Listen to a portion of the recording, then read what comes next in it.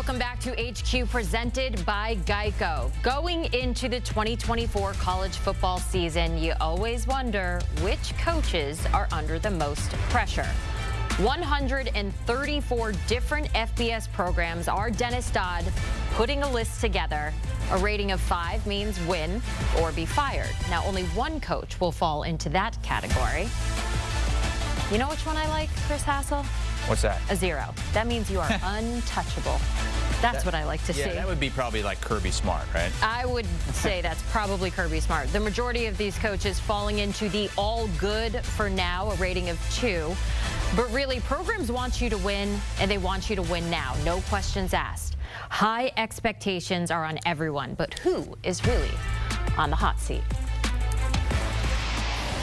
Dennis Dodd back with us now, the Dodd father, with the fate of head coaches on the hot seat.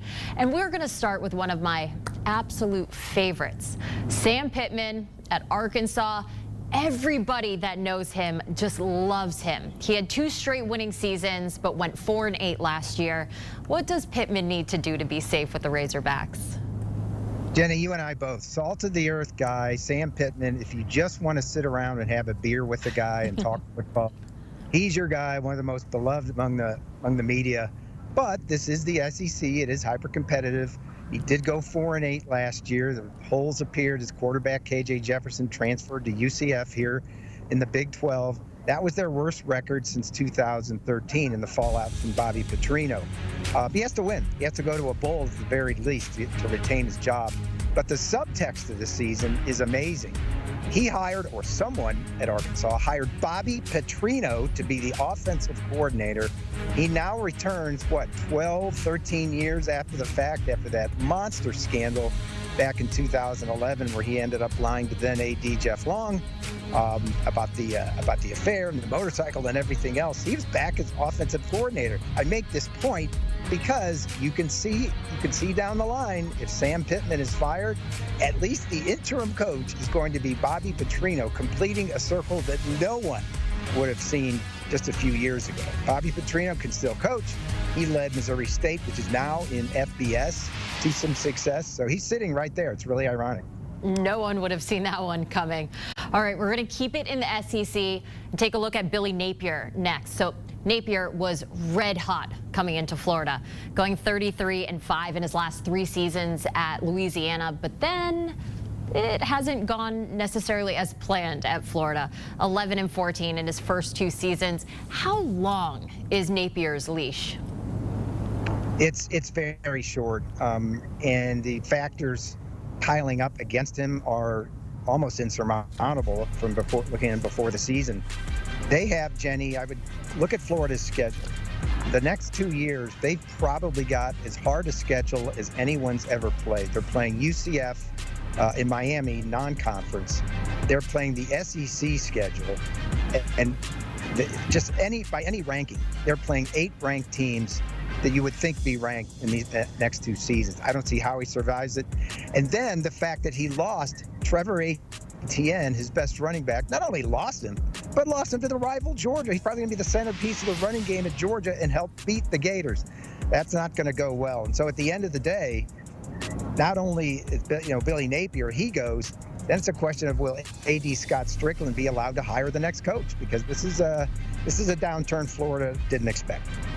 Yeah, and Trevor Etienne with some choice words about the program he was coming from. We're going to go to another SEC coach, and that's Clark Lea, okay? In 3 years, he has won 2 SEC games, and that was all the way back in 2021. Listen, he's in a tough conference, but when is enough enough? Yeah, I mean, look, 9-27 in 3 seasons, that is probably the average record for any Vanderbilt coach who's ever been there. Not named James Franklin. So, I mean, part of it's to be expected, but you do want to see improvement. And there really hasn't been much in the last 3 years. It's really been hard to watch. Clark Lea came from Notre Dame as a very good defensive coordinator. That may ultimately be what he does in his career. He's one of the smartest guys around. I love the guy. But we talked about those added pressure points. Vanderbilt is spending, I think, upwards of $500 million on facilities improvements, trying to improve the football facility, the smallest, and I would think, I don't know, dingiest stadium in the SEC. They're trying to refurbish that. But in the middle of that, you got to get some wins. So tough for Clark Lee this year.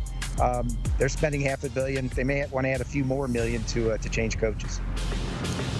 Clark Lee also taking on the role of defensive coordinator. He said he has that fire to improve that program. He said, I'm on fire to improve the on-field performance and the way we play football. Obviously, you want to improve the field as well. They're working on it. It's just a work in progress. We're going to look at Baylor next. So Baylor has not performed up to standard in the 4 years under Dave Aranda there. His single good season and only winning record came in 2021. Is Aranda a coach that we could see potentially getting let go during the season if they don't start off strong? Yeah, absolutely. I mean, there were several last year, 29 coaches let go, fired, or resigned, or retired. Dave Aranda is definitely on the hot seat at Baylor. You mentioned it, Jenny. 2 years ago, that magnificent goal line stand against Oklahoma State. With, you know, he's the defensive guy. He's the defensive mind. That's why he was hired. And they win the Big 12. Since then, 9-16 have looked offensively and at times couldn't really attract a quarterback who could play. Now they have a MAC transfer, Jaquan Finn, who's a run-pass guy. We'll see how that happens. But the biggest thing at Baylor is Dave Aranda was made to reshape his staff. He's back now calling plays on defense. For an offensive coordinator, they've got Jake Spavital, the old head coach at Texas State, and he was an assistant under Johnny Football when he won the Heisman in 2013. But I love Jake Spavital, but the offenses he has coordinated have not finished above 85th in the country since 2018. So Baylor has to get good fast. We're going to go to the Big Ten next, and man, Ryan Day, 56-8. Any other place that would be considered a serious win, but The Ohio State University, 3 straight losses to Michigan. What happens with Day?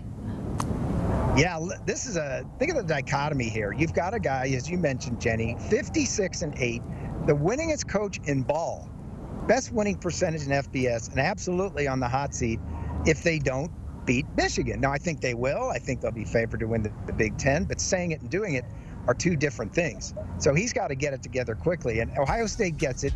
He gets it. He was told by former athletic director Gene Smith, look, I can do everything I can for these collectives. You've got to tell the donors what you're going to do. And that made him sit down and look at some of those people face to face. The result, not surprisingly, is an estimated $11 million that went into NIL benefits for the top, one of the top transfer classes in the country, 6 players. A new coaching staff, or refurbishing of the coaching staff that included Chip Kelly, who had a 3-year guaranteed deal coming from being the head coach at UCLA. But, you know, privately, Ryan Day, I'm sure, is scratching his head as to why it's like this. But on the other side, he has to understand you have to beat Michigan. That team up north, can't mess around with that. Dennis Dodd with the hot seat coaches. We appreciate you, Dennis, and all you're doing over there at Big 12 Media Days. And this is what I was talking about at the start of the segment. Untouchable coaches. Kirby Smart leading that list for Georgia, but you see a long list of names, a lot of them coming in the SEC. And we were talking about Jeff Traylor, our guy from UTSA. I'm glad he stayed at UTSA. Me too. Everyone thought he was going to move on. He could go a lot of places.